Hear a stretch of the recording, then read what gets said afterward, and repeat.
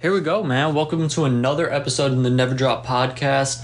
This episode, man, we're talking about the dominant performance put on by Shakur Stevenson on Saturday in Newark, New Jersey, his hometown. An absolutely dominating performance. I'm sure probably you saw. If you didn't, I'll talk about it right here, don't worry. A statement he made at 135, and then he makes a statement afterwards when they talk to him. We'll talk about that in depth. But welcome into the Never Drop podcast. I'm Luke Backman. I'd appreciate if you're listening on Spotify, Apple, Amazon Podcast, any of those streaming services, you press the follow button. We're keeping rolling here with boxing, trying to keep up with these fights coming around. If you're listening on YouTube, I'd appreciate if you subscribed, liked, comment on the video. Just let me know how I'm doing, how you're liking it. With that, let's get right into it, man. We're going to talk about Shakur Stevenson. A dominant performance on Saturday against Yoshino.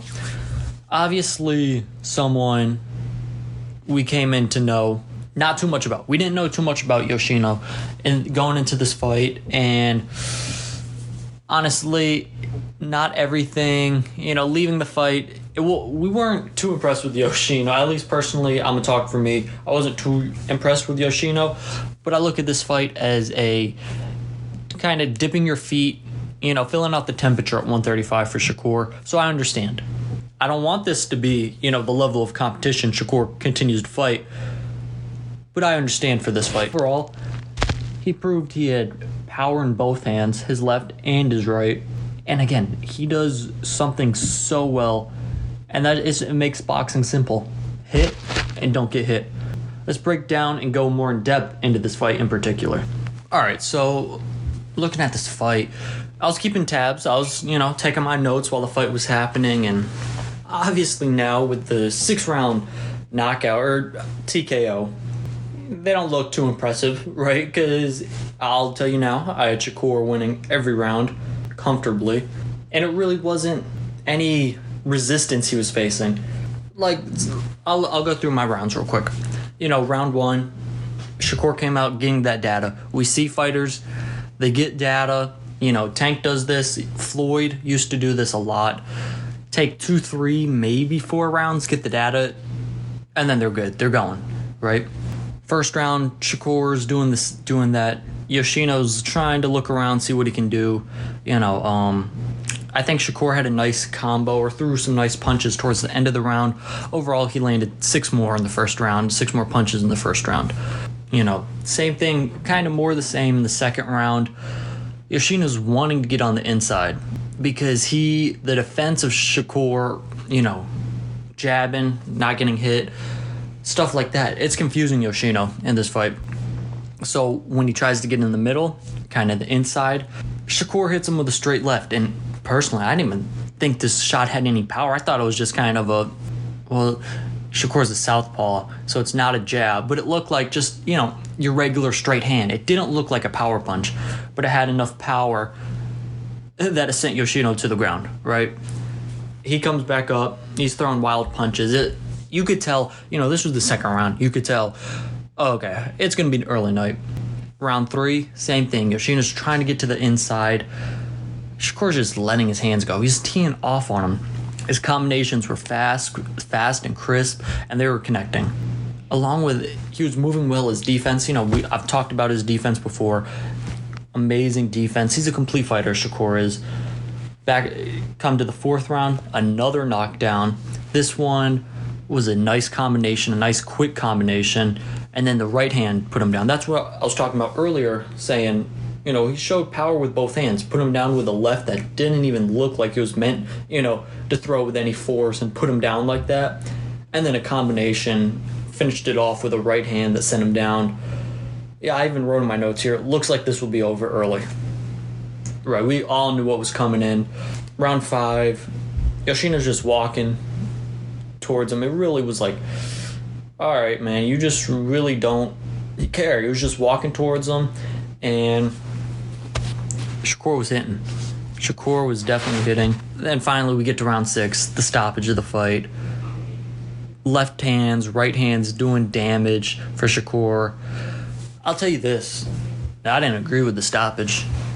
In the 6th round, Yoshino did not go down. Granted, his knees buckled a little bit, but I don't think it constituted, oh, you gotta stop this fight, it's too much. I didn't see that. I didn't see a stoppage in round 6 being the case, but I thought, this was going to be over soon, so they got out the way. And that's one thing. If you watch the entire card, I thought all 3 fights had early stoppages, especially the Keyshawn Davis fight. I don't mean to get away from Shakur. I'm on this point. Keyshawn Davis and I believe he was fighting Anthony Yigit, and they were going back and forth. They were talking to each other, and finally in the 8th round, I believe, Keyshawn put him down with a nice body shot, a really nice body shot. And then in the 9th, he was still throwing Yigit and Keyshawn. They were both throwing, talking. Keyshawn won every round. He was flying, to a victory. But it seemed like it was a mercy stoppage in the Keyshawn fight, in the 2nd fight, and then in the 3rd fight with it being Shakur. I thought it was kind of a mercy stoppage, which I wasn't a fan of.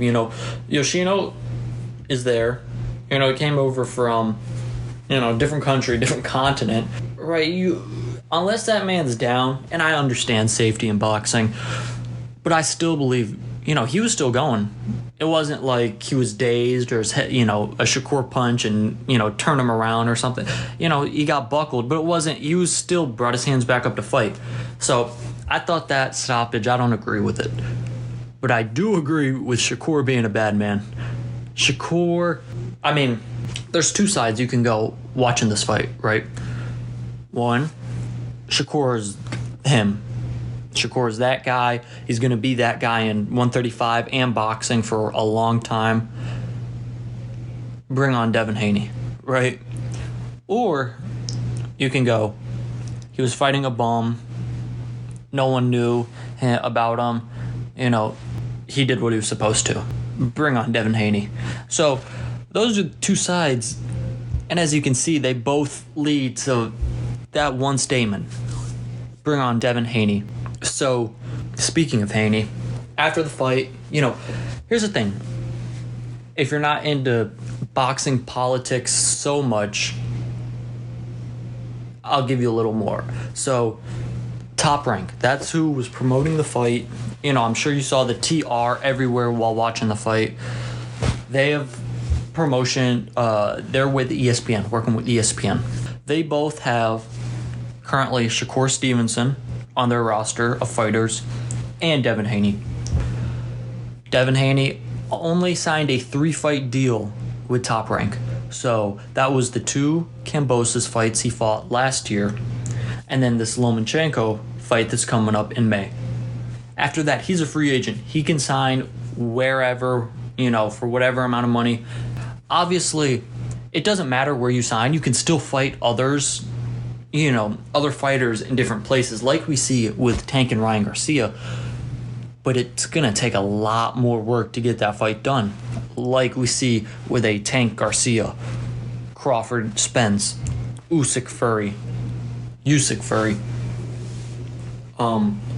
Wilder Fury a couple years ago. Actually, I'm not sure if Usyk, he might be Top Rank. I can't remember off the top of my head. I know Fury is, but Fury and Wilder, that took a So right now it's two of the best fighters in boxing, Shakur and Devin Haney. They're in the same promotional stable, right? I don't know if Top Rank wants to throw Shakur in with Devin right now. And I'll give you my hot take right after, this is 3 days after the fight. I think Shakur beats Devin. But we also have to remember, we've seen Devin against, his last 2 fights are against George Kambosos. Right? A dude that some say in 24 rounds they fought. Some say Devin won all 24 rounds. They had 2 fights in Australia. Dominating performance by Haney. Right? So I want to see Haney versus Lomachenko. And I'm not saying Lomachenko's a slouch. I have Haney winning that fight. But it's going to be a really good fight. Lomachenko is a great fighter. We all know that. So we have to see what's up with Devin Haney. And does he come back to Top Rank for a one-fight deal to fight Shakur? I was listening to Bill Haney, that is Devin's trainer, father, heads kind of the management over with DHP. That's Devin Haney's promotional company. He was talking about how he came back, I believe, Monday morning to Bob Arum, that's who runs Top Rank, and said, hey, Shakur called us out. You want to put a fourth fight on the table of their 3-fight deal against Shakur? And Bob Arum and Top Rank are they're laying back. So I don't know if they want to put Shakur in the ring just yet with Devin Haney.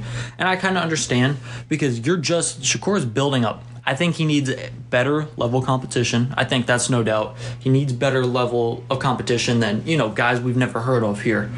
But I don't know do you make that jump from, Yoshino to Devin Haney, with no fights in between? I don't know if they do that. With that being said, I found it interesting, though, because Devin Haney, I like Devin Haney a lot. And when he fights Lomachenko, I believe that's May 20th, I'm going to buy that fight. I'm excited for that fight. He usually is tweeting during the 135 fights. I remember after the Tank fight in January when he knocked out Hector Luis Garcia. He was like, what kind of cheating is this? Or, because Hector Luis Garcia retired on a stool. He's always talking on Twitter, it seems, about other 135-pounders. Shakur called him out on national television, on ESPN, and basically said, I fought Devin multiple times. All of it's been easy work. I promise you, I was on Twitter, 20 minutes later, looked on Twitter, all right, let's see what Devin said. Nothing. So that I was like, huh. But I heard his father talk about how, hey, we're locked in on Lomachenko, which I totally agree with. That's someone Devin's been wanting to fight for years. If you don't know, he was calling Lomachenko out when Lomachenko was the top of 135. Lomachenko lost, went over to Ukraine to defend. Now the time's here, right? So it's like, I've been chasing the dude for 4 years. I'm not worried about you just yet. Don't worry, you'll get your days, but I'm not worried yet. All I ask is you got to keep the same energy if you're Devin, or lack thereof energy, when we have the super fight in a week and a half with Tank and Ryan. Don't be tweeting about that fight or anything when someone called you out on national television. Right? Not too many people are calling out Devin Haney by name, but Shakur Stevenson did on national television, on ESPN, at his 135 debut. So don't go tweeting about other fighters, other fights, in other fights, when you're not responding to the people that are calling you out. And I'm not saying this is a duck or anything. Don't misconstrue my words. I'm just saying, hey, you got to be equal to all fights, man. If you're saying you're locked in to your fight, then no 135-pound fight should draw your attention or cause you to get some Twitter fingers. I can't wait for that Devin Haney-Lomachenko fight. And when it will eventually happen, I'm sure it'll happen, because Bill Haney's talked about Devin staying at 135, which I don't know about that, because it looks like he is struggling. I wouldn't say struggling, but it takes a lot to get down to 135. I wouldn't be surprised in the near future if he moves to 140, just because his body, it looks like he's a 140 fighter now. So that I wouldn't be surprised with in the future. But at 135, he's the king, man. He's undisputed. We got that fight coming up against Lomachenko. He wins that. He stays undisputed, right? He's the king. He's the face of 135. I wouldn't say the face. He's the man at 135 in terms of the belts. Who wins this Tank Ryan fight? Real good claim to be number 2. You got Shakur coming up, number 3, and then other contenders like Pitbull Cruz, Frank Martin Jr., Keyshawn Davis, and I'm gonna say it here. I need to see a Keyshawn Davis fight versus Frank Martin, man. Did I say Frank Martin Jr.? I don't know if he's actually a junior. Frank Martin. That's a fight I need to see. Keyshawn called him out after. It was weird. He really didn't call Frank out. He called him out, but not by name. He said that other 135-pounder on the other side of the street, you and Earl keep talking, alluding to Earl Spence, Frank's promoter. Right, he was just kind of weirdly, he's like, y'all want to wait to make this fight? And then Frank put it on, I think it was Instagram story, I think it was. Forget waiting and letting the fight marinate. I'll fight you right now. And added them. So that's a fight of young prospects I think would be great for boxing. Great to see who's, coming up next in that 135.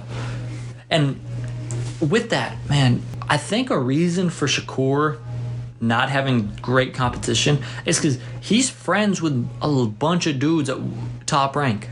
And they're not going to fight each other. They're not fighting each other. And that leaves, his opponents having to be Yoshino. Which, I don't know, I think you gotta, even though they're friends, you gotta start fighting some good dudes. You gotta start fighting them. So I think that's kind of interesting in its own case, because I just think, people are complaining about Shakur's fight, lack of competition, but the dudes that present competition for him are his friends, and he's not, planning on fighting his friends. So, and the other guys are on other promotional units or companies. So a fight with them is unlikely. So it's really interesting because it kind of just leads to that Devin and Shakur fight. While they're friends and have respect for each other, they know that, hey, over here we're the two best. Heck, we might be the two best in the division. Right, we got to fight each other at some point. Why not sooner than later? So I think it's interesting. I think that fight will be incredible. We got to see what Devin does against Lomachenko. I have Devin winning that fight, as I've mentioned. But we'll see. Man, it's kind of just a wait and see. Like my preview, I didn't know too much about Yoshino. Afterwards, I don't know too much about him either. So this fight was just shadowed by Devin Haney. All right, so as we wait for that Devin fight, I just got to say this real quick, man. This might be going a little off track, a little off ramp, but I don't know. I did not enjoy watching that fight on ESPN. Between the early stoppages, I didn't like. The commentators weren't my favorite. I don't want to ever knock commentators because that's obviously something I want to do. But listening to Showtime's commentators, I think they're the best commentating in boxing. Those announcers. I wasn't in love with ESPN's announcers. And one thing that irritated me, man. So you're showing a fight. I understand showing a replay, right, of something that happened in the previous round.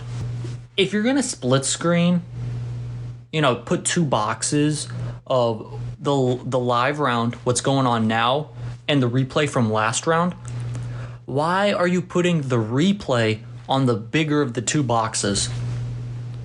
You're having the live fight in the small box over in the corner, and you have the replay in taking up most of the screen. Why are you doing that? I don't know. That irritated me. I understand they have to run commercials because it's ESPN, right? Cable channel, Showtime doesn't have to. And, pay-per-view, you don't have to. So they can show replays then. But why would you show replays on the bigger of the two screens? I was having to squint to try and look at the live fight over in the left corner of the screen. I don't know. I didn't enjoy that. And I don't know. Maybe I just have to watch more ESPN fights because I've watched the Haney fights. I've watched Fury's fights. Shakur's fights on ESPN. I just have to get into the format because I've watched so many Showtime fights, fighters on Showtime. But that was kind of just my rant. I did not particularly enjoy watching it on ESPN, and I didn't like when it's the ring walk. Preferably for me, I'd like the announcers to kind of let the ring walk talk for itself. Like, Shakur had finesse 2 times, walking him out. Let people hear what he's rapping. Don't talk over it, and we can only hear bits and pieces of, the walkout. That's kind of, boxing puts on a show, right? That's part of the show. Let the audience at home, see it, feel like they're there, right? I forgot that Shakur lives out in Houston and was with Jay Prince. I forgot about that, and I saw Jay Prince at the fight, and obviously mob ties with finesse 2 times, walking him out. So that makes sense, but it caught me for a second. Surprised me. But, ESPN kind of, I don't know. It wasn't my favorite. You got to watch more fights. I'm sure the Haney and Lomachenko pay-per-view is going to be top-notch, so we'll see then. But, yeah, man, this fight, you know what? It was a dominant performance, and I talked about in my preview. Shakur needed to do something for me personally to say, oh yeah, he's one of the best at 135, because that's where people were putting at him before the fight. And I said in my preview, give me a fight, man. Let me see what you're doing, and then I can put you. I put him up there with the best at 135. Devin's undisputed. Tank is Tank, right? Why not Shakur right there at 3? And we can debate, the order of the 3, but why not that be the 3 right there? So I do think that Shakur's performance was dominating and puts him up there with the best at 135. Even though we might not have known about, who Yoshino is before this fight, I think Shakur put on a heck of a performance in that fight and did what he needed to do. All right, so just closing out, Shakur put on a great performance. He really did on Saturday. I give him credit for that. Hey, man, you fight the people in front of you, and he fought and destroyed Yoshino in that fight. 6-round knockout, TKO. He did what he had to do. Now we just got to see that fight for Devin Haney come. And if it's not Haney, we got to see, heck, maybe 2 notches above, what Yoshino was. So I think the future is great. Bright with Shakur. I think it's bright with Devin. I think it's boxing. It's bright. You know what I'm saying? But we still got to see these guys fight. And, yeah, so hopefully the business-wise, if Haney gets through Lomachenko, the business works itself out, and we see these guys fight, heck, maybe later this year, right? So, great performance by Shakur. Looking forward to his next fight and elevated competition he'll be going against. All right. Hey, man, that kind of concludes all the really fights I'll be covering before this super fight. You've seen it everywhere. I'm sure it's all over your social medias. We know what's going down April 22nd, right? I don't have to preview it too much. We know what's happening April 22nd. Tank versus Ryan. Ryan versus Tank. Las Vegas, Nevada. Man, every day it seems they're rolling out interviews. This fight is building and building and building. People are talking about it. I can't wait. I'm going to be there in Vegas. I can't wait for this fight. I promise you that. If you're on YouTube, video coming of that fight. I'll be showing videos of, the weigh-in, all of that on YouTube. If you're not subscribed to the YouTube, I'd appreciate you go Never Drop Podcast on YouTube, subscribe. If you're listening on YouTube right now, like the button, hit the like button, comment, let me know what's going on. If you like this episode, I appreciate you still listening. If you're listening on Spotify, Apple, Amazon Music, those DSPs, those streaming services, hey man, go ahead, follow. I'd appreciate it. Keeping up with me, keeping up with the Never Drop Podcast, I appreciate it. And yeah, man, my preview for that fight is coming soon, sooner than soon. I'm sure they'll be talking trash. I might just break down, heck, they might go into a Twitter war tomorrow, and I'll break that down. All access this Tank versus Ryan fight is coming these next week and a half, 2 weeks. So get ready for that. Again, I appreciate you tuning in, listening to the Never Drop Podcast. That's it. I'm out. Peace.